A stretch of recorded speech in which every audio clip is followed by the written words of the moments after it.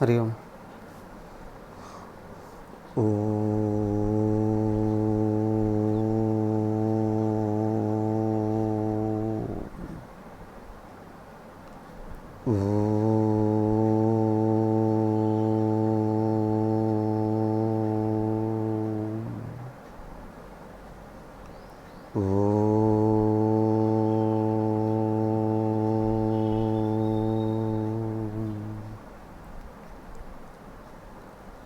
ఓం సహనావవతు సహనౌ భునక్తు సహ వీర్యం కరవావహై తేజస్వినావధీతమస్తు మా విద్విషావహై.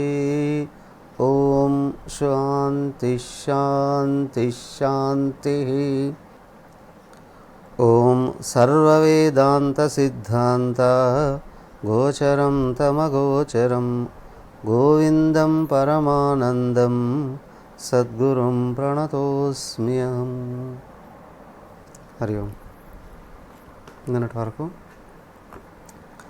వివేక చూడమని శరీరం అన్నమయ కోశం, ఇది ఎప్పటికీ ఆత్మ కావడానికి అవకాశం లేదు. శరీరం పంచభూతాలతో ఏర్పడింది, సప్తధాతు నిర్మితం. అస్థి, మాంస, రుధిర, మలమూత్ర, త్వక్క, చర్మ ఆది సమూహం మాత్రమే. ఇది ఒక జడ స్వరూపం. అశుద్ధం అయినటువంటి శరీరం శుద్ధమైన ఆత్మ కావడానికి అవకాశం లేదండి అన్న. ఓకే, దెన్ అన్నమయ కోశం తర్వాత ప్రాణమయ కోశం. ఏమండి, ప్రాణం ఏమైనా ఆత్మనా అని భ్రమపడతారేమో, అది కూడా కావడానికి వీలు లేదు అంటున్నారు. ఎందుకు అంటే జీవుడు చనిపోయినప్పుడు, వ్యక్తి చనిపోయినప్పుడు ప్రాణం పోయింది అని అంటారు. ప్రాణం అంటే గాలే. ముక్కు ద్వారా గాలి లోపలికి వెళ్ళి 5 రకాలుగా విభజించబడి దేహాన్ని కదిలిస్తుంది లోపల బయట. అలాంటి ఈ ప్రాణం ఆత్మ కావడానికి వీలు లేదు. ఎలా? ఇదిగో చూడండి, 165వ శ్లోకం. కర్మేంద్రియై పంచభిరంచితోయం ప్రాణోద్భవేత్ ప్రాణమయస్తు కోశః ఏనాత్మవానన్నమయోనుపూర్ణః ప్రవర్తతే సౌ సకల క్రియాసు. ఇదిగో, కర్మేంద్రియై పంచభిః అంచితః ప్రాణభవేత్ ప్రాణమయస్తు కోశః. పంచ కర్మేంద్రియాలు పంచ ప్రాణాలతో కలిపి ఇదిగో ఈ ప్రాణమయ కోశం అనేటువంటిది ఏర్పడింది. ఏన ఆత్మవాన్, ఇది ఆత్మవాన్ అన్నమయ అనుపూర్ణ. ఇది అన్నమయ కోశానికి ఆత్మ లాంటిదే. ప్రాణం ఉంటేనే అన్నమయ కోశం పనిచేస్తుంది, ప్రాణమయ కోశం ఉంటే అన్నమయ కోశం పనిచేస్తుంది. ఇది కేవలం శరీరానికి ప్రాణమే కానీ, శరీరానికి ఆత్మ లాంటిదే కానీ జీవుడికి కాదయ్యా. అయితే ఏం చేస్తుందయ్యా? అనుపూర్ణ. ఇది స్థూల శరీరాన్ని అంతటినీ నిండి ఉంటుంది. స్థూల శరీరంలో ప్రాణం ఉంటుందా? ప్రాణంలో స్థూల శరీరం ఉంటుందా?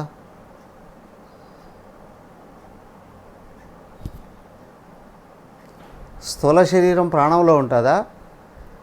ప్రాణం స్థూల శరీరంలో ఉంటుందా? ఇదేంటండి ఇట్లాంటి చిన్న ప్రశ్నలు అడుగుతారు అని అనుకోకండి. ఏంటి అంటే, మనం అందరం అనుకుంటున్నాం ఏమని, శరీరంలో ప్రాణం ఉంది అని.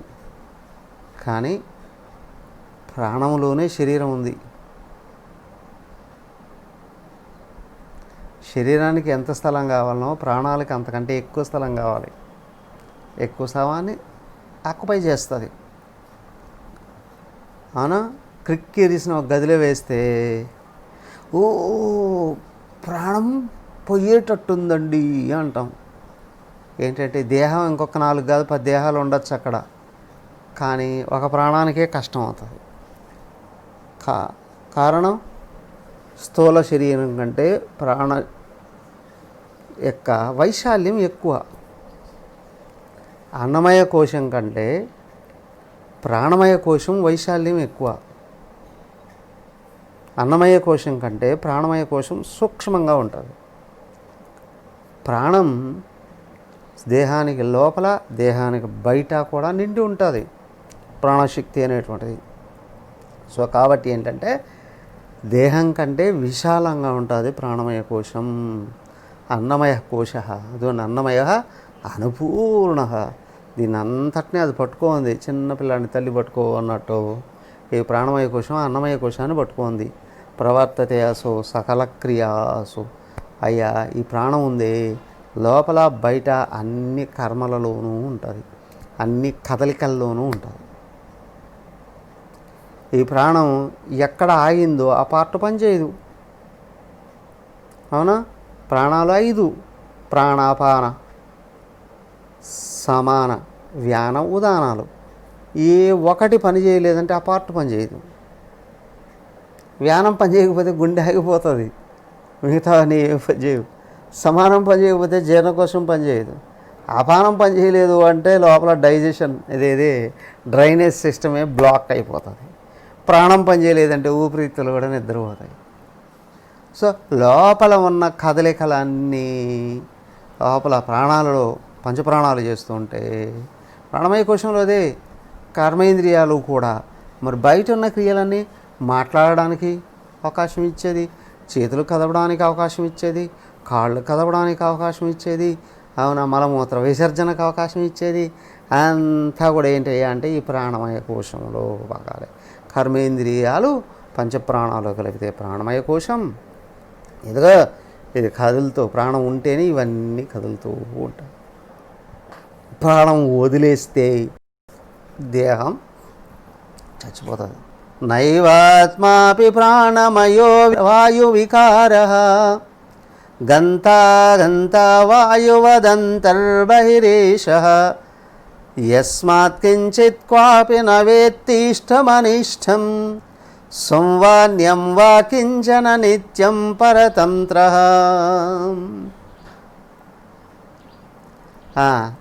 అయితే అయినంత మాత్రాన ఇదిగో ఈ ప్రాణమయ కోశం ఏదైతే ఉందో ఇది ఆత్మ కాదు. నయేవ ఆత్మ అభి ప్రాణమయ కేవల వాయు వికార. ఈ గాలి లోపలికి వెళితే అది రకరకాల మార్పులు చెందుతూ ఉంది. గాలి బంధిస్తే ప్రాణాలు ఆగిపోతాయి, ఫట్ ఏ ఉండవు. ఇవి గాలి యొక్క వికారాలే కానీ ఇది ఆత్మ కాదు. గంత ఆగంత వాయువు అంతర్బహిరీష. ఈ గాలి ఎప్పుడు లోపలికి వెళుతూ ఉంటుంది, బయటకు వస్తూ ఉంటుంది, లోపలికి వెళుతూ ఉంటుంది, బయటకు వస్తూ ఉంటుంది. దానికి ఈ గాలి సంచరించే ద్వారాలకి తలుపులే ఉండవు. అవునా? సూపులకు తలుపులు ఉన్నాయి, మరి ఈ గాలికి తలుపులు వేయకూడదు. తలుపులు వేసి మర్చిపోతే చచ్చిపోదాం. దానికి ఇక్కడ తలుపులు వేయడానికి అవకాశాలు గంట ఆగంత వస్తూ పోతూ ఉంటుంది. ఇది ఎప్పుడు తిరుగుబోతు. బహిరీష అంతర్బహిష వాయు లోపల బయట తిరుగుతూ ఉంటుంది. యస్మాత్ కించిత్ క్వాపి నవేత్తి ఇష్టమనిష్టం. ఇంకో విషయం తెలుసా, ఇది ఎప్పుడు తిరుగుతూ ఉంటుంది కానీ దీని ముఖం కించెత్తు కూడా దీనికి ఇష్టాలంటే తెలియదు. ఓ ప్రాణమా నీకు ఏమి ఇష్టం? I don't know. ఓ ప్రాణమా నీకు ఏమి ఇష్టం లేదు? I don't know. అర్థమైందా? ఏమి ఎందుకు అంటే ఏమో తెలియదు.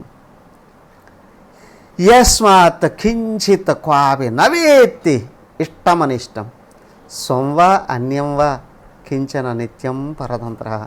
దీనికి తనదేదో తెలియదు, ఇతరమైనదేదో కూడా తెలుసుకోలేదు. నిత్యం పరతంత్ర. ఇది ఎప్పుడు ఇంకొక దాని మీద ఆధారపడి ఉంటుంది. పరతంత్ర. ఇది లోపల ఆత్మ ఉంటేనే ఉంటుంది. లోపల నుంచి ఆత్మ వెళ్ళిపోతే ఇంకుండదు. మరి మనసు ఎప్పుడు దీనికంటే ఎక్కువ తిరిగిపోతుంది. ఇదన్నా దేహాన్ని అనుసరించి లోపలికి బయటికి తిరుగుతూ ఉంటుంది. కానీ ఏం మనసు అస్సలు ఎప్పుడు ఎవరికి చెప్పను కూడా చెప్పదు. ఎటు పోతుందో తెలియదు, ఎప్పుడు వస్తుందో తెలియదు కదా. ఇది మనసు మీద ఏం ఆధారపడలేదు. కానీ లోపల ఆత్మ ఉంటే ఈ ప్రాణక్రియలు జరుగుతూ ఉంటాయి. లోపల ఆత్మ కానీ లేకపోతే ఇవన్నీ అయిపోతాయి. ఇంతెందుకు, ఆత్మ స్థూల దేహాన్ని వదిలి సూక్ష్మదేహంలోకి వెళ్ళింది అని అనుకోండి. స్థూల దేహంలో ఏ కదలికలు ఉండవు. అదే సూక్ష్మదేహాన్ని వదిలి కారణదేహానికి వదిలి వెళ్ళింది అని అనుకోండి, అప్పుడు సర్వేంద్రియాలు కూడా ఆగిపోతాయి. సర్వ ఇంద్రియాలు కూడా ఆగిపోతాయి. అవునా? ఆత్మ ఈ దేహానికి టాటా చెప్పేసింది అనుకోండి, ఇంకా రాను ఇక్కడికి అని. ప్రాణం కూడా అయ్యో బాబో బతుకు జీవుడా నేను కూడా వచ్చేస్తున్నాను అని టాప్ మనం బయటికి వెళ్ళిపోతుంది. అంతే. ఈ ప్రాణాలు స్వతంత్రమైనవి కావు. ప్రాణాలలో అస్సలు భావాలే లేవు. అంటే ప్రాణాలకు జ్ఞానం లేదు. సో కాబట్టి ఏంటి అంటే ప్రాణాలు స్వతంత్రమైనవి కావు, ప్రాణాలకి జ్ఞానము లేదు. మరి ఆత్మ స్వతంత్రం, ఆత్మశక్తివంతం, ఆత్మజ్ఞానవంతం. మరి ప్రాణమయ కోశం ఆత్మ ఎట్లా అవుతుందయ్యా?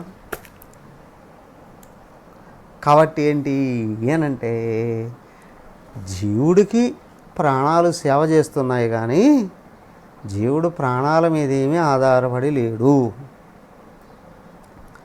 ఓకే. కాకపోతే స్థూల దేహానికి మాత్రం ప్రాణం ఆత్మ లాంటిదే. ఇదేమన్నా స్వతంత్రమా? లేదు, పరతంత్రమే. మరి ఇది కూడా ఏంటి అంటే ప్రాణాలకు ఆధారంగా మనస్సు ఉంది. ప్రాణమయ కోశం మనోమయ కోశముల్లో ఉంది. అవునా? అన్నమయ కోశం కంటే ప్రాణమయ కోశం విశాలమైనది. కాబట్టి స్థూల శరీరం ప్రాణాలలో ఉంది. ప్రాణమయ కోశం కంటే మనోమయ కోశం విశాలమైనది. కాబట్టి ప్రాణాలు కూడా మనస్సులో ఉన్నాయి. మరి మనోమయ కోశం ఎక్కడుంది? ఎలా ఉంది? ఆహాహాహా! దీని వైభవం, దీని ఇమేజ్ చాలా పెద్దది. ఏమిటో చూడండి, తెలుసుకుంటూ ఉంటే ఇంకా వస్తుంటే చూడండి.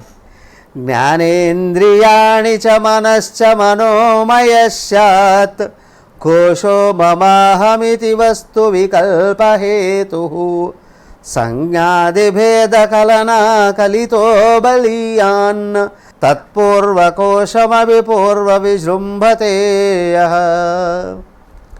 జ్ఞానేంద్రియాణి చ మనశ్చ మనోమయస్యాత్.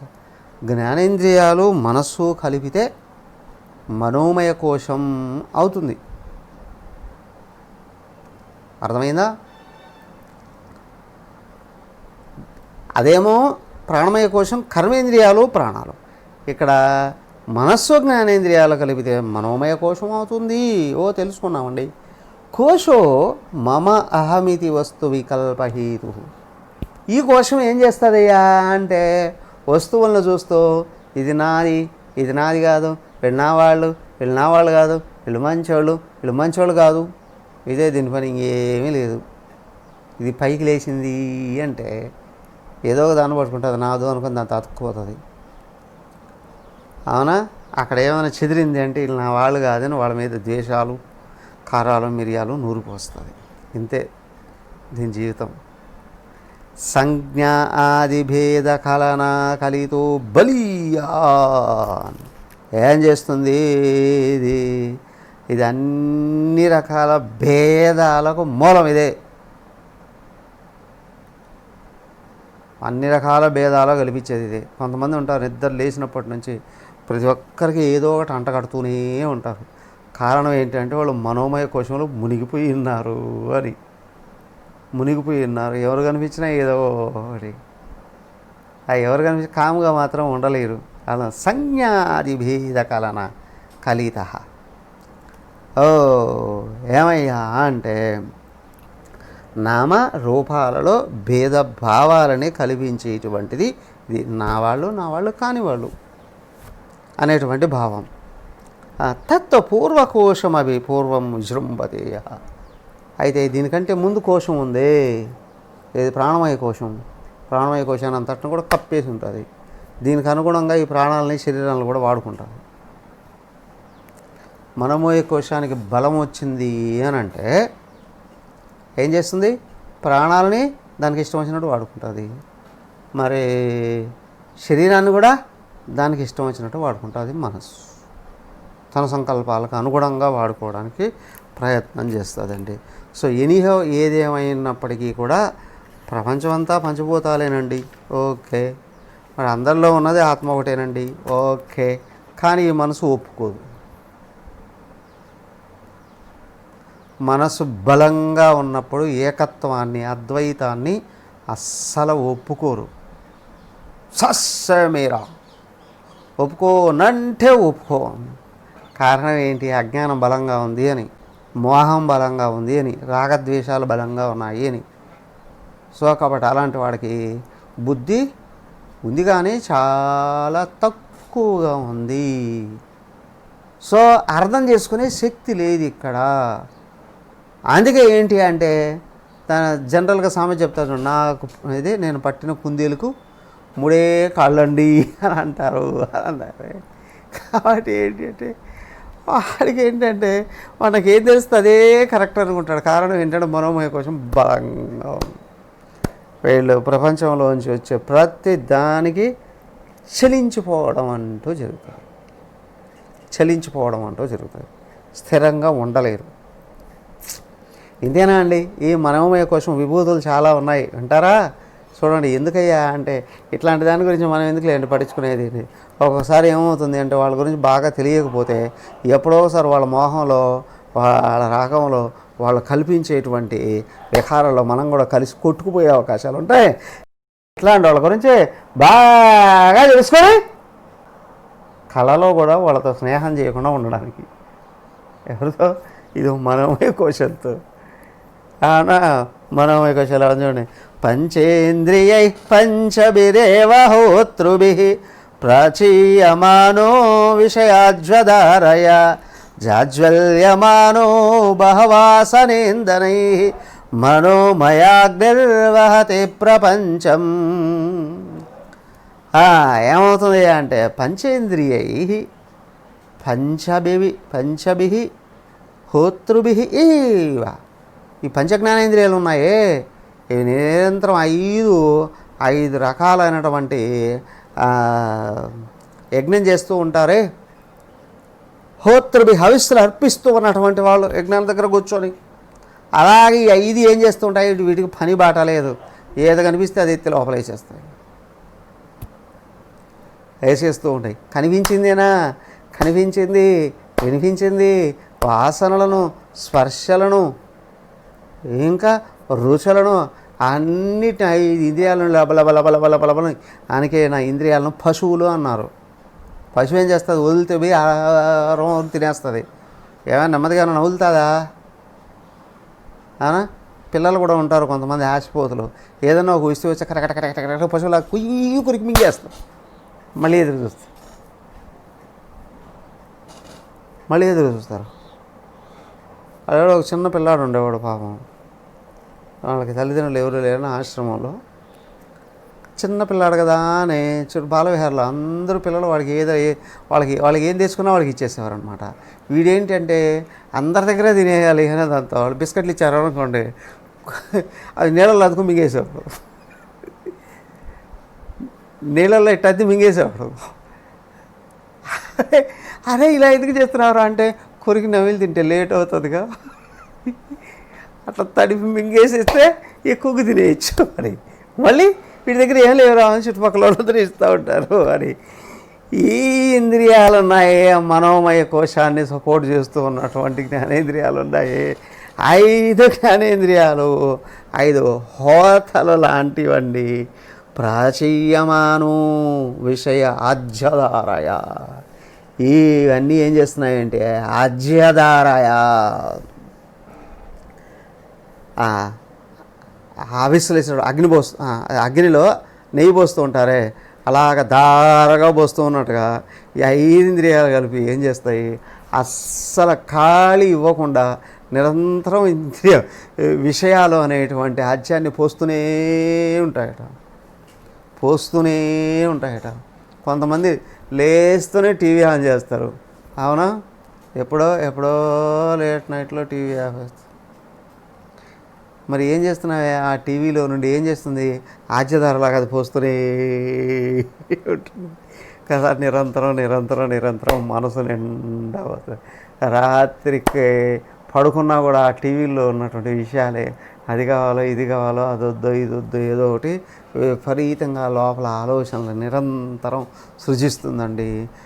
కుండపోత వర్షం కురిసినప్పుడు చుట్టూ ఉన్నటువంటి పిల్ల కాలువలు, చిన్న నదులు, గోలు మురికి కాలువలు అన్నీ వచ్చే నదిలో పడిపోయినట్లుగా వీళ్ళ మనసు అనే నది పెద్ద మురికి కాలువలాగా అయిపోతుంది నిరంతరం పంచజ్ఞానేంద్రియాలను వదిలేస్తే. జాజ్వల్యమాన బహువాసన ఇంధనై. ఇక ఏమవుతుంది, బయట నుంచి విషయాలు వేస్తూ ఉంటే లోపల నుంచి మంటలు వస్తున్నాయి. ఏమిటయ్యా, అవి లోపల ఉన్నాయిగా వాసనలు, అవి నిరంతరం కాలుతూనే ఉంటాయి. ఎందుకండి నిద్ర లేచిన వాడి నుంచి అన్నీ చూస్తూ అన్నిటి గురించి విమర్శలు చేసుకుంటూ ఉండాలని అనిపిస్తుంది. లోపల వాసనలు ఉన్నాయి, మంటల్లాగా పొంగుతూ ఉంటాయి. బయట నుండి విషయాలు వస్తాయి, దాంట్లో పడుతూ ఉంటాయి. పడే కొద్దీ భగభగ కర్రలు బాగా మండుతున్నాయి. దాంతోపాటు నెయ్యి పోసామనుకోండి, ఏమవుతుంది?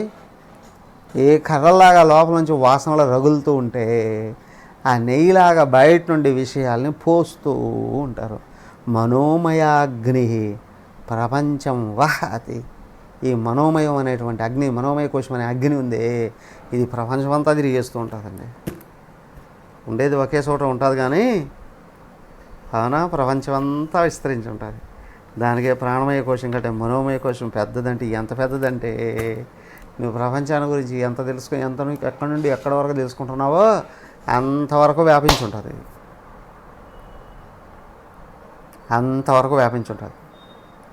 మనకి మంచి ఏసీ గది ఇచ్చి లోపల బయట లాక్ చేసి కావాల్సిన వస్తువులన్నీ లోపల పంపించారు అని అనుకోండి. అన్నీ బాగానే ఉన్నా కానీ టీవీ లేదండి అండి. టీవీ అంటే న్యూస్ పేపర్ కావాలి, అదంటే మంచి ఫోన్ కావాలండి, అదంటే సరిపోయేది మాకు స్మార్ట్ ఫోన్ కావాలండి, ఆ తర్వాత ఒక ల్యాప్టాప్ కావాలండి, అదే ఇంటర్నెట్ కావాలండి, సరిపోదండి, వైఫై కావాలండి, సరిపోయి నేను. ఎందుకంటే ఈ మనసుకు ఒక చోట ఉన్నట్టు ఉంటుంది కానీ అది ప్రపంచం అంతా తిరిగేస్తూ ఉంటుందండి. 169. నహ్యస్య విద్యా మనసోతిరిక్త మనోహ్య విద్యా భవబంధహేతు తస్మిన్ వినష్టే సకలం వినష్టం విజృంభితేస్మిన్ సకలం విజృంభతే. అయ్యా ఒక్క మాట చెప్పనా, ఈ మనసు కంటే అవిద్య అనేది ఏది లేదు. మనోహి అవిద్యా భవబంధహేతు. భవబంధాలని, సంసార బంధాలని సృజించి దాంట్లో కట్టిపడేసేది ఏది అంటే విచ్చలవిడిగా ఉన్న మనస్సే. కొంతమంది అంటారు చూడండి, నాకు అస్సలు ఏ పరిమితిలో కలిగించకూడదు, విచ్చలవిడిగా తిరగాలని ఉందండి. కోతి అన్న కొంచెం అక్కడక్కడ తిరుగుతుంది. ఈ మనసుకు లోనైనవాడు తుఫాను గాలిలాగా తిరుగుతాడు. తుఫాను గాలి ఏం చూసినా సరిపోదు, ఏం తిన్నా సరిపోదు, ఏం విన్నా సరిపోదు. లోపల అగ్ని కుంపట వెలుగుతూనే ఉంటుంది. ఎక్కడ? హృదయంలో. వీళ్ళకి 3 రకాల అగ్నులు ఉంటాయండి అంటారు, వస్తా తర్వాత అది కూడా. జఠరాగ్ని, కామాగ్ని, క్రోధాగ్ని, బహు భయంకరంగా వెలుగుతూ ఉంటాయి 3 కూడా. తస్మిన్ వినష్టే సకలం వినష్టం. ఈ పాడు మనసు సచ్చింది అనుకోండి, అబ్బా జీవితంలో బాధలే లేవండి. తస్మిన్ విజృంభతే సకలం విజృంభతే, ఇది కానీ లేచింది అనుకోండి ఇంకా బాధలకు తక్కువే లేదండి. ఇది పోతే బాధలే లేవు, కానీ ఇది ఉంటే బాధలన్నీ ఉన్నాయి. ఏది? మనస్సే. మనస్సే మాయ. ఆయన అంటాడే వేమన, ఆలుసుతులు మాయ, అన్నదమ్ములు మాయ, తల్లిదండ్రి మాయ, తాను మాయ, తెలియనీదు మాయ, దేనిల్లో పాడాయ, విశ్వదాభిరామ వినురవేమ. అంతేకాదు, చెప్పులోని రాయి చెవిలోని జోరీగా, కంటిలోని నలుసు కాలి ముళ్ళు, ఇంటిలోని పోరు ఇంతింతగాదయా, విశ్వదాభిరామ వినురవేమ. ఇవన్నీ మనసు వైభవాలే, మనసు యొక్క విభూతులే. అవునా? మనిషిలో ఉన్న అన్ని రకాల అవగుణాలకి, ఆశలకి, వైపరీత్యాలకి, భేదభావాలకి అన్నిటికీ మూలం ఇదే. అన్ని రకాల తింగరతనాలన్నీ కూడా ఈ మనసు నుండే వస్తాయి, మనసు నుండే వస్తాయి. ఈ మనసే ఒక మాటలో చెప్పాలి అనంటే, ఉన్నది భగవంతుడు ఒక్కడే అయినా ఆయన అస్సలు కనిపించకుండా చేసేది ఈ మనసే. మరి విశేషం ఏంటంటే, ఈ పాడు మనసు కూడా పుట్టింది ఆత్మ నుండే, భగవంతుడి నుండే, కానీ ఆయనే కప్పేస్తుంది. దానికే చూడండి, మనోమయ కోశం ఎవరికి బలంగా ఉంటుందో వాళ్ళకి సహాయం చేసే వాళ్ళని కూడా వాళ్ళు నాశనం చేయడానికి ప్రయత్నం చేస్తారు.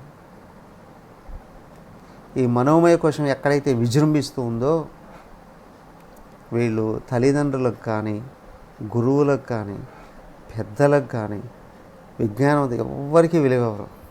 వాళ్ళకి లోపల ఉంటుంది నాకంటే గొప్పవాళ్ళు ఇంకెవరూ లేరని, కానీ బయటకు వస్తే ఏమీ పీకలేరు. వాళ్ళు ఏదో వెలగబెట్టేసినట్టు అప్పుడప్పుడు ఏదో లోపల ఉన్న సంస్కారాలు కొన్ని బయటకు వచ్చి ఇట్లాగా చేసేయచ్చు. కానీ ఈ మనోమయ కోసమే వాళ్ళని కష్టాల సుడిగుండంలో తోసేస్తుంది అనే విషయం తెలియనీయకుండా దోషేస్తుంది. కాబట్టి ఏమిటయ్యా జీవిత ఆశయం ఏంటంటే, ఈ మనోమయ కోశాన్ని క్రమంగా శుద్ధి చేస్తూ లేకుండా చేసేయడమే. శుద్ధి చేస్తూ లేకుండా చేసేయడం ఏంటండి? గీరి గీరి గీరి గీరి గీరి లేకుండా చేసేయడం. ఇదేంటండి, ఏదో విచిత్రంగా ఉంది. ఇంకొక గంధం చెక్కిచ్చాము అని అనుకోండి, ఏం చేస్తారు? గీక్తూ గీక్తూ గీక్తూ గీక్తూ గీక్తూ గీక్తూ ఉంటే అదే లేకుండా పోతుంది. అవునా? అలాగే ఈ మనసును కూడా ఏం చేయాలి? గీకాలి. దేంతో గీకాలండి? బట్టల బ్రష్తోనా, లేదా కింద టైల్స్ గీకుతామే ఆ బ్రష్తోనా, లేక ఇంకేమైనా పెద్ద పెద్ద బ్రష్లు వీటి కోసం వేస్తున్నారా? అవునా? దీనికి ఏదో వాషింగ్ పౌడర్ వేయాలన్నా, ఫినాయిల్ వేయాలన్నా, లేకపోతే యాసిడ్ వేసి గీకాలన్నా? వీటన్నిటితో కాదు, వివేక వైరాగ్యాలతో గీకితే పోతుంది ఇది. అర్థమైందా? అదే నేను తెలుసుకున్నాను చూడండి, వివేకం అంటే ఏంటి, వైరాగ్యం ఏంటి. ఈ రెండింటిని కానీ పైకి తీస్తే వివేకం అనేటువంటి పౌడర్ ఏదో లిక్విడ్ చల్లి, అవునా, వైరాగ్యమైనటువంటి చీపురు పట్టుకుంటే గీక్తూ ఉండాలి. ఎప్పటివరకు అక్కడ పొయ్యాక గీక్తూనే. నాకు ఓపిక లేదండి, నిన్ను ముంచేస్తుంది అది. ఎంతసేపు అండి ఆ టైం చూసారా అంటే అది మళ్ళీ లాగి పారేస్తుంది. అసలు ఏం చూడాలండి, అది పోయే దొరక పట్టుబట్టు నీ అంత చూస్తా చూడు అని అంటారే. అవునా? నువ్వు పోయేదాకా, నువ్వు చచ్చేదాకా నేను నిద్రపోను అని అంటారు చూడండి, అప్పుడప్పుడు పట్లు పడతారే. అలాగే ఈ మనసు మీద ఇంత పట్టుగాను ఉంటే మర్చిపోకండి, వివేక వైరాగ్యాలే ఉపయోగించాల్సింది. అవునా? ఇది కావాలి అంటే, వివేక వైరాగ్యాలు కావాలి అంటే వివేకం శాస్త్రజ్ఞానంతో, వైరాగ్యం భక్తి ప్రపత్తితో, అంటే శ్రద్ధతో భక్తి పెరుగుతుంది, భక్తితో వైరాగ్యం వస్తుంది. అవునా? వివేక విజ్ఞానాలతో, శ్రవణ మననపూర్వకమైన జ్ఞానాలతో నిధిధ్యాసన చేసినప్పుడు వివేకం పెరుగుతుంది. సో కాబట్టి వివేక వైరాగ్యాలతో దీన్ని లేకుండా చేయాలి. అవును చూడండి, ఈ మనసు ఏం చేస్తుందిరా అంటే ఉన్నవి లేనట్టు లేని ఉన్నట్టుగా కూడా సృజించేది ఈ పాడు మనసే. స్వప్నేత శూన్యే సృజస్వశక్త్యా భోక్తాది విశ్వం మన ఏవ సర్వం తథైవ జాగ్రత్యపి నో విశేష తత్సర్వమేతన్మనసో విజృంభణం. అయ్యా ఇదిగో దీన్ని ఎట్లా పట్టుకోవాలి అని అనుకున్నారా అండి. స్వప్నములో అర్థశూన్యే. మీరు కళ్ళకి వెళ్ళేటప్పుడు ఏదైనా పట్టుకొని వెళ్తారా? అదో తినడానికి కానీ ఏదైనా స్నాక్స్ కళ్ళ అక్కడ ఏమీ ఉండవు కదా అని నో. మాట్లాడడానికి ఫోన్ ఏమన్నా పట్టుకెళ్తారా కళ్ళకి? నో. చూడడానికి టీవీ ఏమన్నా పట్టుకెళ్తారా? నో. ఎందుకండి? అవన్నీ బయట స్థూల శరీరం దేహంలో చేతుల్లో ఉంటాయి కదా, లోపలికి ఎట్టు పెట్టుకెళ్తాడు. ఓహో ఆ మాత్రం విజ్ఞానం ఉంది చాలు. అయితే ఓ విచిత్రం ఏంటి తెలుసా? స్వశక్త్యా సృజతి. నువ్వేం తీసుకెళ్ళకపోయినా స్వప్నంలోకి అన్నీ తయారు చేసి పెట్టి ఒక పెద్ద సూపర్ బజార్ తయారు చేసి పెట్టేస్తుంది అక్కడ. నీకోసం ఒక బజార్ సృష్టిస్తుంది అక్కడ. ఏ బజార్ అండి? మీ ఇష్టం, ఏ బజార్ కావాలనుకుంటే ఆ బజారు. అవునా? అన్ని బజార్లు తయారు చేసి పెడుతుంది అక్కడ.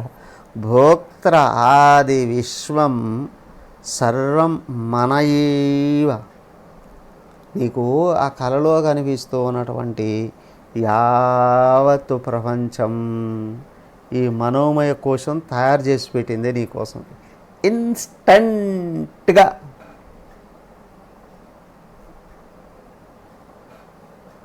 నాకు ఎప్పుడు పాత కళ్ళే కనిపిస్తాయండి. మీ కర్మ, మనం ఏం చేద్దాం? కనేది ఏదో కొత్త కొత్త కళలు కనొచ్చుగా. అవునా? పాత కళ ఎవరేం చేస్తారు? ఎవరేం చేయలేరు. కాకపోతే ఇక్కడ ఏంటంటే అన్ని కళలు ఈ మనస్సు నుండి వస్తున్నాయి. అవునా? కళలు మాత్రమే కదా అండి అనుకుంటారేమో. తథా ఏవ జాగ్రత్త హ్యాపీ. అయ్యో ఈ జాగ్రత్త అవస్థలో మీరు కంటూ ఉన్నటువంటివి అన్నీ కూడా మనోకల్పితమే. చూసేటివి, చూడబడేటివి కూడా.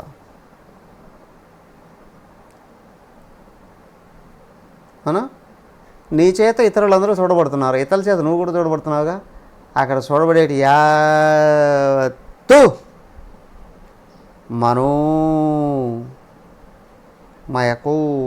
నో విశేష. ఎక్కడి నుండి ఏ చిన్న పీసు కూడా రావడానికి అవకాశం లేదు. ప్రపంచాన్ని వణికిస్తున్న కరోనా కూడా మనోకల్పితమే. దాన్ని కల్పించిన చైనా కూడా మనోకల్పితమే. అవునా? మనోకల్పితమే. యావత్ దృశ్యం మనోకల్పితమే. తత్ సర్వం ఏతత్ మనసః విజృంభణం. యావత్ స్థూల ప్రపంచం, మనోప్రపంచం రెండు కూడా మనోకల్పితం. అంటే స్వప్న ప్రపంచం, యావత్ విశ్వం, స్వప్న ప్రపంచం కూడా రెండు మనోకల్పితమేనండి. అది ఎట్లా చెప్తారండి మీరు? మేమేమో వింటున్నాం కాబట్టి మీరు ఏదైనా చెప్తారా? చెప్పేవాళ్ళకి వినేవాళ్ళు లోకమైపోయినారు అని అనుకోకండి. ఆవేశానికి లోను కాకండి. ఎందుకంటే ఒక విషయం చెప్తాను చూడండి. సుషుప్తి కాలే మనస ప్రలీనే నైవాస్తి కించిత్ సకల ప్రసిద్ధే అతో మన కల్పిత ఏవ పుంసః సంసార ఏతస్య నవస్తుతోస్తి. ఏమయ్యా, ఒక్క చిన్న విషయం చెప్తా. ఇదంతా మనసు అనడానికి, మీరు అది కాదు అనడానికి వీలే లేదు. ఎందుకంటే సుషుప్తి కాలే మనసు ప్రలీనే, సుషుప్తి అవస్థలోకి వెళ్ళినప్పుడు, గాఢ నిద్రలోకి వెళ్ళినప్పుడు మనసు నిద్రలో లయమైపోతుంది. నాయేవాస్తి కించిత్ సకల ప్రసిద్ధి. నువ్వు ఇక్కడ మేల్కో అన్నప్పుడు చూసిన ప్రపంచం కానీ, అలాగే కళలో చూసిన ప్రపంచం కానీ ఏదైనా కించిత్ కనిపిస్తుంది అక్కడ. ఇప్పుడు మరేమంటారు?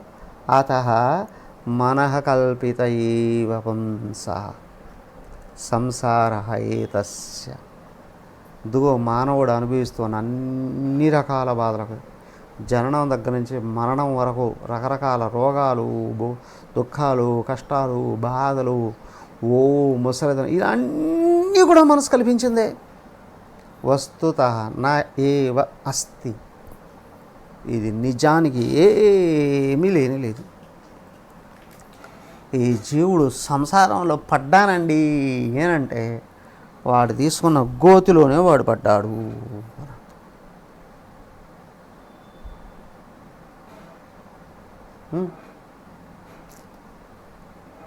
ఏంటి ఆ గొయ్యి?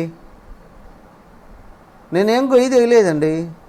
చిన్నప్పటి నుంచి ఇప్పటి వరకు కూడా ఇంత గొయ్యి కూడా తోవలేదండి. హే, నీ మనసే నీ గొయ్యి, నీకు నుయ్యి అదే, గొయ్యి అదే, తయారు చేసి పెట్టుకున్న కాష్టం అదే. కొంతమంది చనిపోయే ముందే సమాధులు కట్టించి పెట్టుకుంటారు, కొంతమంది స్వాములు, కొంతమంది గృహస్థులు కూడా తయారు చేసి పెట్టుకుంటారు ముందే. నన్ను అక్కడే వేయండి, నాకు ఒక స్మృతివనం కట్టించండి. ఎవరు విగ్రహాలు అందరూ తయారు చేసుకుంటుంటే బాగుంటుంది అని పాపం బాలసుబ్రహ్మణ్యం గారు ఒక విగ్రహం తయారు చేయించుకున్నాడట. అది ఆవిష్కరించక ముందే వెళ్ళిపోయారండి. చాలామంది స్వాములు పీఠాధిపతులు చేయిస్తూ ఉంటారు, పెద్ద మందిరాలు కట్టించుకుంటారు ముందే, తర్వాత కడతారా నా భక్తులు అని అనుమానంతో. ఏమయ్యా ఇవన్నీ కూడా ఏంటి అంటే దానికే అన్నారు ఆత్మజ్ఞుడైనటువంటి వాడు వికతాశయ అన్నారు. ఆత్మజ్ఞానాన్ని పొందినటువంటి వాడు ఈ శరీరం గంగానదిలో పడేసిన, సమాధి కట్టించిన, కాల్చి పారేసిన, లేదా తీసుకెళ్ళి మురికి వాళ్ళ పడేసిన వికతాశయ అన్నారు. ఎటొచ్చి కుళ్ళిపోయేదే కదా, మట్టిలో కలిసిపోయేదే కదా, అవునా? కానీ ఈ మనసు అనేది ఉంది, ఇదే అన్ని రకాల బాధల్ని కలిగించేటువంటిది. సో వాయునా నీయతే మేఘ పునస్తేనైవ నీయతే, మనసా కల్ప్యతే బంధో మోక్షస్తేనైవ కల్ప్యతే.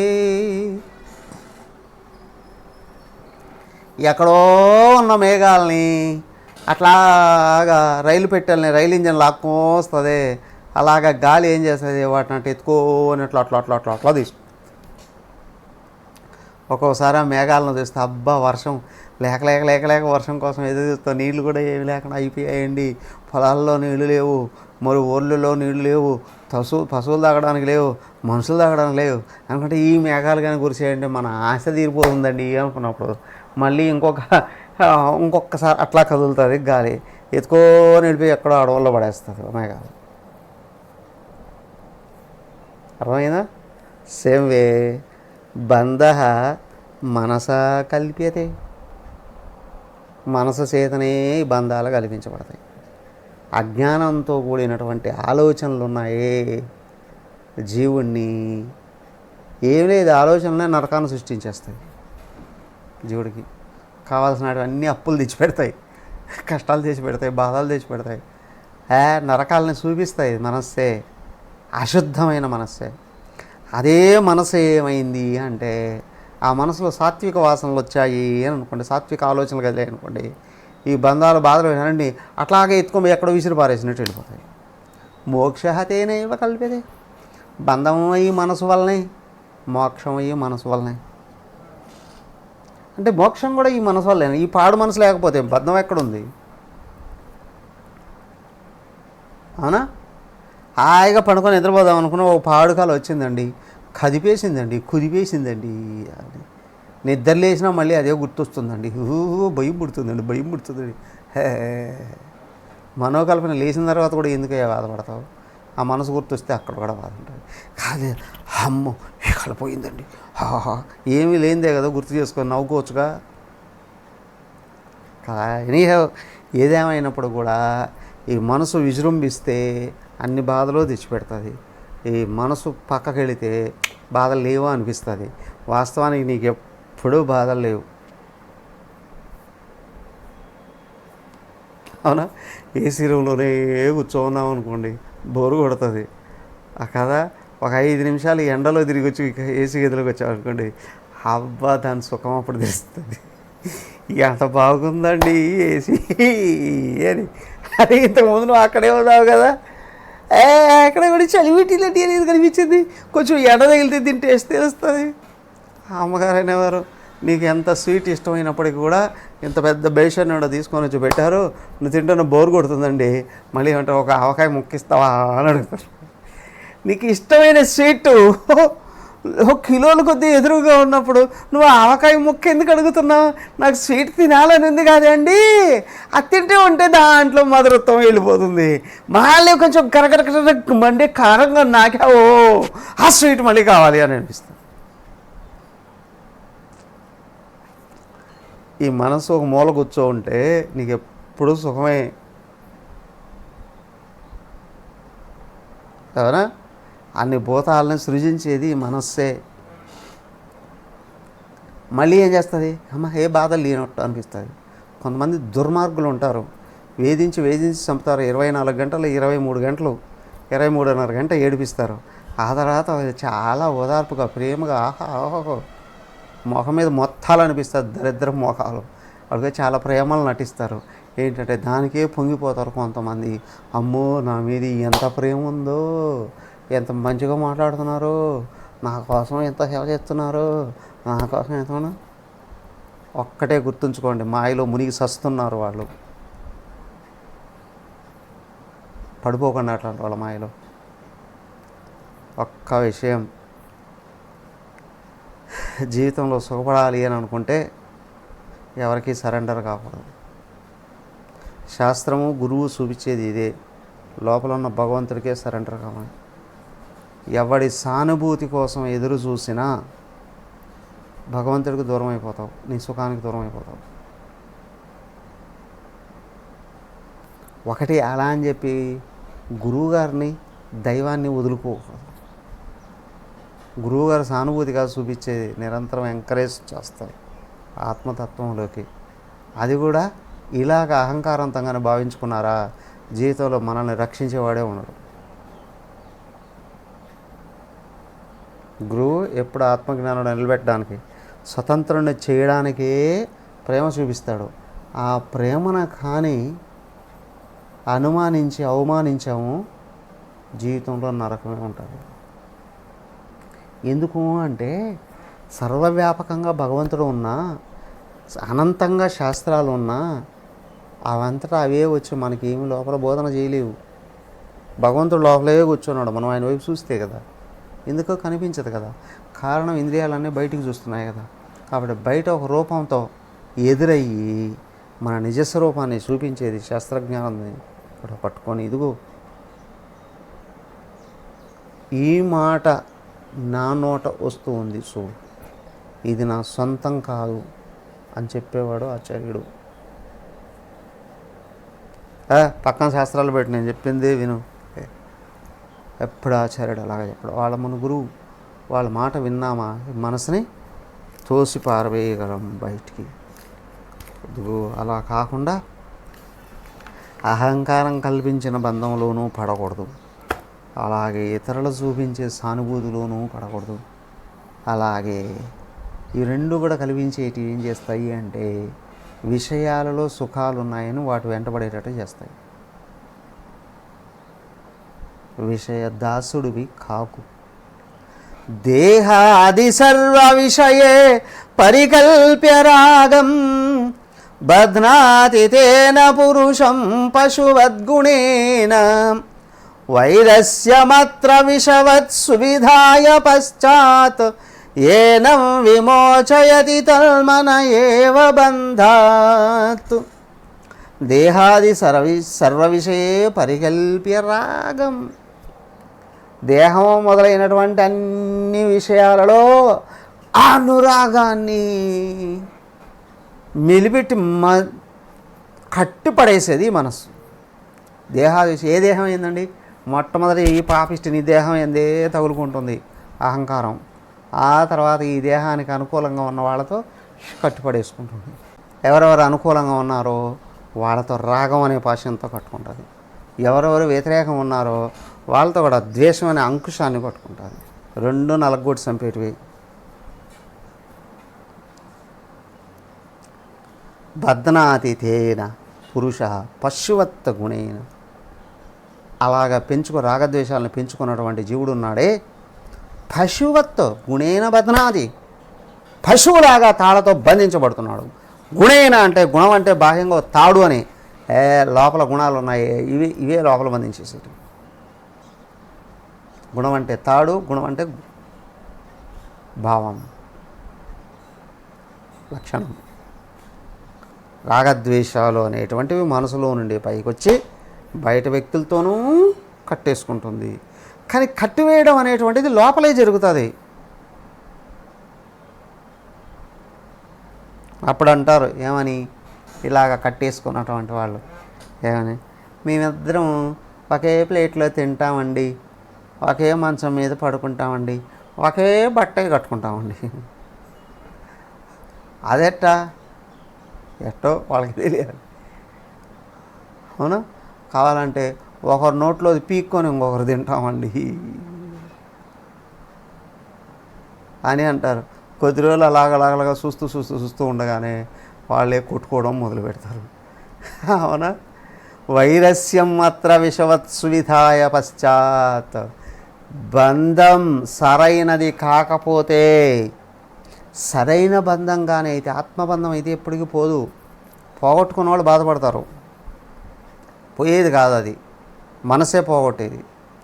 కానీ బాహ్యంగా వచ్చిన విషయ సంబంధాలు ఉన్నాయే, ఇవేం చేస్తాయ్యా అంటే, చూస్తూ ఉండగానే మూతులు నాక్కుంటూ ఉన్నవాళ్ళే తుపాకులు పట్టుకొని కాల్చుకోవడము, లేదా కత్తులు పట్టుకొని పొడుచుకోవడం లాంటివి కనిపిస్తాయి. ఒకరికొకరు బద్ధ శత్రువులుగా మారిపోతారు. ఏనం విమోచయది తన్మన ఏవ బంధాత్. ఏమయ్యా, ఇవన్నీ కూడా మనసులోనే కల్పించబడినటివి.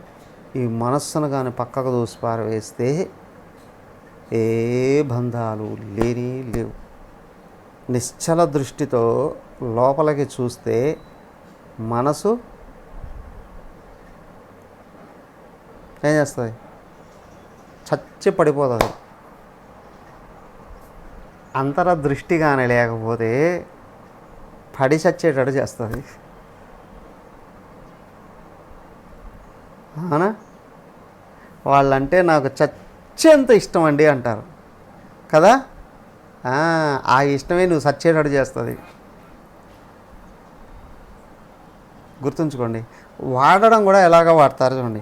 ఎవరైనా బ్రతికేంత ఇష్టము, ప్రాణం అంత ఇష్టము, ఆత్మ అంత ఇష్టమో, దేవుడు అంత ఇష్టమో, అమ్మ అంటే ఇష్టమో, నానంటే ఇష్టమో అని.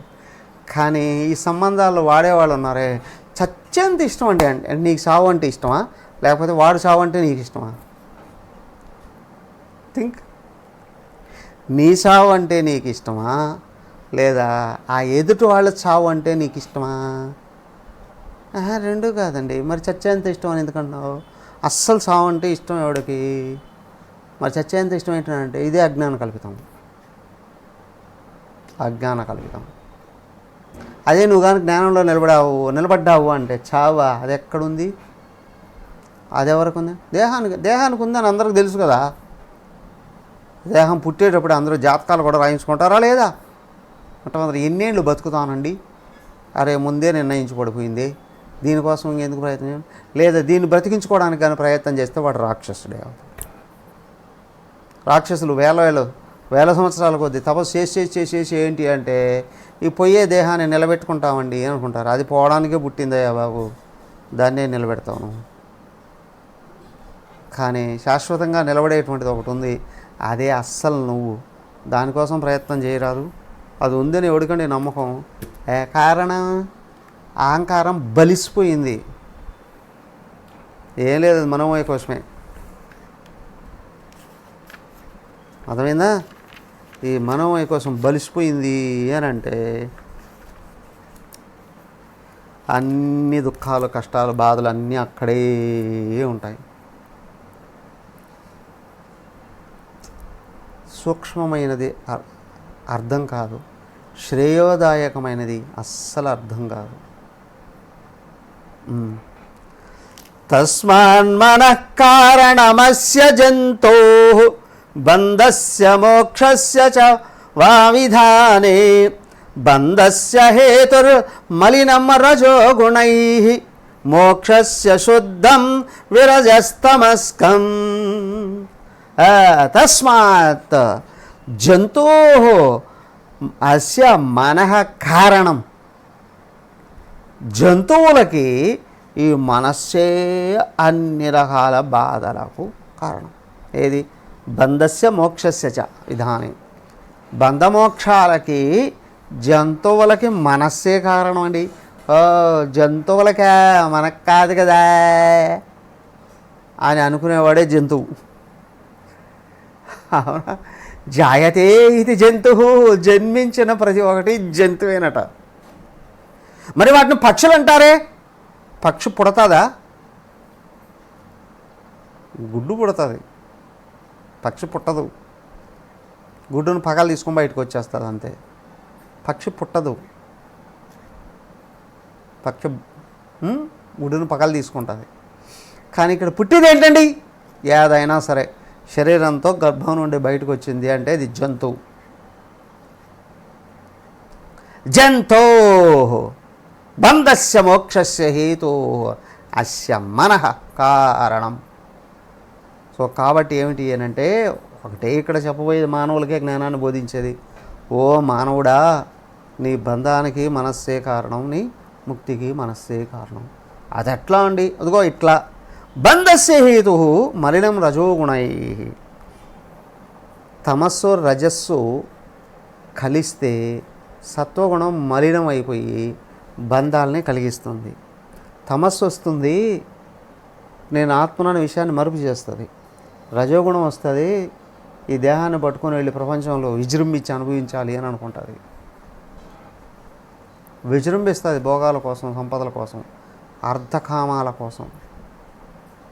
అర్థకామాలను పెంచుకునే దృష్టిలో ధర్మకార్యాలు ఆచరించినప్పటికీ కూడా సంపదల కోసమో, భోగాల కోసమో, లేదా స్వర్గాది లోకాలు, అక్కడికి వెళ్ళేది కూడా భోగాల కోసమే కదా. స్వర్గానికి ఎందుకు వెళ్తాడు? ఇక్కడైతే తక్కువ రోజులు అండి, అక్కడైతే ఎక్కువ రోజులు అనిపించేస్తున్నాండి. పబ్బులకి, క్లబ్బులకి ఎందుకు వెళతారు? ఇంట్లో వాళ్ళ భార్యతో సఖ్యతగా ఉండేటువంటి వాళ్ళైతే ఈ పబ్బులు, క్లబ్బులకు వెళ్ళాల్సిన కర్మ పట్టదు. ఆ భార్యలతో సరైన సంబంధాలు లేకనే వెతుక్కుంటూ అక్కడికి సావాల్సిన అవసరాలు వస్తాయి. ఎందుకయ్యా ఇక్కడ ఇచ్చే సుఖాలు సరిపోలేదండి, అక్కడ విచ్చలవిడి సుఖాలు ఉంటాయండి. అవునా? పబ్బుల్లో, క్లబ్బుల్లో విచ్చలవిడి సుఖాలు ఉంటాయండి. పశువుల కంటే హీనంగా. కారణం ఏంటి అంటే, ఈ మనసు రజస్సు తమస్సుతో బలిసిపోయిందండి. అది గుర్తించు. కానీ ఈ రజోగుణం తమోగుణం వెళ్ళి సత్వగుణం కానీ పైకి వచ్చిందో ముక్తిని అదే చూపిస్తుంది. అరే నువ్వు సదా సుఖస్వరూపుడివే, ఏదిగో సత్వగుణాన్ని కానీ పెంచుకుంటే నువ్వు అనవసరంగా డబ్బులు ఖర్చు పెట్టుకోవాల్సిన అవసరం లేదు సుఖాల కోసం. అవునా? ఆ విషయాల వెంటబడి సావాల్సిన అవసరం లేదు. రకరకాలైనటువంటి ఇది చెత్త పదార్థాలు తినాల్సిన అవసరం లేదు. మరి చెడు పేరు తెచ్చుకోవాల్సిన అవసరం లేదు. ఎప్పుడు నువ్వు సుఖంగా ఉండడానికి అవకాశం ఉంటుంది ఇది సత్వగుణాన్ని కానీ పెంచుకుంటే. అవునా? పోవాలంటే ఈ రజోగుణం తమోగుణం వెళ్ళిపోవాలి. రజోగుణం తమోగుణమే నేను దేహం అని భావం తెప్పించి ప్రపంచం మీద పశువుల్లాగా పడేటట్లు, మృగాల్లాగా పడేటట్టు చేసేది. అధికారమో ధనమో ఏదో ఒకటి తోడైందంటే వాడే రాక్షసుడు అయిపోతాడు, మృగం అయిపోతాడు. అవి తక్కువగా ఉన్నాయంటే పశువులాగా ఎక్కడ ఏం దొరికితే అది అనుభవించాలి అని వెళ్ళిపోతాడు. కానీ సత్వగుణం పైకి వచ్చిందిరా అంటే మగాళ్ళ బతుకుతాడు, గౌరవంగా బతుకుతాడు, నిగ్రహంతో బతుకుతాడు. అప్పుడు ఉంటుంది రాజ్యస్వం అనేది. నీ మనసు ఇంకొకరి కానీ లొంగకపోతే నువ్వు ఎప్పుడు సుఖవంతుడివే. అవునా? సరే అండి, బాగానే ఉందండి. కానీ ఇది ఎలాగా వస్తుంది? వివేక వైరాగ్య గుణాతిరేకాత్ శుద్ధత్వమాసాద్య మనో విముక్త్యై భవత్యతో బుద్ధిమతో ముముక్షు తాభ్యాం దృఢాభ్యాం భవతవ్యమగ్రే. ఏమి లేదయ్యా, ఇదిగో ఈ రెండు కానీ పెంచుకుంటే మనసును స్లోగా శుద్ధం చేసి తాడేసి దాన్ని ఎక్కడైనా కట్టిపడేయచ్చు, ఎప్పుడన్నా అవసరం వచ్చినప్పుడు వాడుకోవడానికి. ఎలాగ? వివేక వైరాగ్య గుణ అతిరేకా. ఈ వివేకము వైరాగ్యం అనేటువంటి గుణాలను కానీ బాగా పెంపొందింప చేసుకుంటే మనః శుద్ధత్వం ఆసాధ్య విముక్తి, ముక్తి కొరకు మనసు తనను తాను శుద్ధం చేసుకుంటుంది వివేకంతో వైరాగ్యంతో. వివేకం అంటే ఏమన్నారు అనేది చర్చించుకున్నాం కదా. ఇక్కడ ఉన్నది పరబ్రహ్మం ఒక్కటే సత్యం, మిగతాదంతా మాయ ఉన్నట్టు కనిపిస్తుంది కానీ నిజం కాదండి. మరి వైరాగ్యం నిజంగా ఉన్నదాని మీద ప్రేమ పెంచుకోవయ్యా. నిజంగా ఉన్నది శాశ్వతంగా ఉన్నది పరమాత్మే, దాని మీద ప్రేమ పెంచుకో, నువ్వు సుఖవంతుడు అవుతావు. భవతి అతః బుద్ధిమత ముముక్ష, అప్పుడు బుద్ధిమంతుడు అవుతాడు. అంటే గుడ్ బై అవుతాడా అండి? హే జ్ఞానవంతుడు అవుతాడు అని అర్థం. బుద్ధిమంతుడు అంటే గుడ్ బై అని కాదు. గ్రేట్ మ్యాన్, గ్రేట్ ఉమాన్, తాభ్యాం దృఢాభ్యాం భవతవ్యం అగ్రే. సో కాబట్టి ఏం చేస్తావు అంటే నీకు ముక్తి కావాలన్నా, సుఖపడాలన్నా, గొప్పవాడి కావాలన్నా వివేక వైరాగ్యాలను పెంచుకో. బాగా దృఢంగా దృష్టి పెట్టి ఎప్పుడు సర్వకాల సర్వావస్థలలో వివేక వైరాగ్యాలని వదలకుండా ఉన్నావు అంటే నువ్వు సుఖాన్ని పెంపొందింపజేసుకుంటున్నావు. వివేక వైరాగ్యాలు పోయాయి అంటే నీ సుఖం కూడా వాటి వెంట వెళ్ళిపోయింది అని అర్థం. వీటన్నిటి మీద దృష్టి పెట్టాలి. బుద్ధి వివేకాన్ని పట్టుకో ఉండాలి, మనసు వైరాగ్యాన్ని పట్టుకో ఉండాలి. అవి రెండింటికి అవి కానీ ఇచ్చావు నువ్వు ఎప్పుడూ సుఖవంతుడు, మహారాజువే, ఎప్పుడో మహారాజువే. నువ్వు కాలు మీద కాలు వేసుకోవాల్సిన అవసరం లే, నువ్వు కాళ్ళు కింద పెట్టుకున్న అందరూ వచ్చి మొక్కుతారు. వివేక వైరాగ్యాల్లో బలంగా ఉన్నావంటే. తదాస్తు. హరి ఓం. ఓం సర్వే భవంతు సుఖినః, సర్వే సంతు నిరామయాః, సర్వే భద్రాణి పశ్యంతు, మా కశ్చిద్ దుఃఖభాగ్ భవేత్. ఓం శాంతి శాంతి శాంతి. హరి ఓం. శ్రీ గురుభ్యో నమః. హరి ఓం.